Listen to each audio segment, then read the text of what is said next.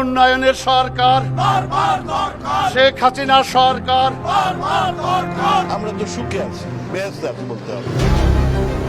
কাল গল্পে ভরা একটা মিথ্যা শাসন ব্যবস্থা। দানের টাকা, সরকারের অনুদানের টাকা, সেটা তারা খেয়ে ফেলছে। একজন পিয়ন যে কিনা 400 কোটি টাকা নিয়ে গেছে, তাহলে পিয়নকে যারা পরিচালনা করতো তাদের কি হতো? পুরো জিনিসটি আসলে একটা লুণ্ঠন প্রক্রিয়া, যেটা স্টেট এখানে তার সমস্ত ধরনের এফোর্ট দিয়ে তার আশেপাশের লোকজন, তার প্রভাবশালী নেটওয়ার্ককে অ্যাকোমোডেট করেছে। অস্ত্রের মুখেই এই ব্যাংকগুলোকে তারা দখল করে নেয়। এথিক্স, মোরাল কোনো কিছু কাজ করতেছিল না। ল এনফোর্সমেন্ট থেকে শুরু করে সবাই ইনভলভ হয়ে যায়।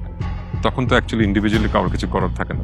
সকালবেলা ঘুমে থেকে উঠেই কিন্তু একটা বয়ান দিতেন যে আমি এত উন্নয়ন করেছি। বিভিন্ন আর্থিক প্রতিষ্ঠান, ব্যাংক, এসব প্রতিষ্ঠান থেকে টাকা সরিয়ে নিয়ে এগুলো আত্মসাৎ করা হয়েছে। 10 টাকার কাজ হয়েছে 100 টাকায়, 100 টাকার কাজ হয়েছে 1000 টাকা।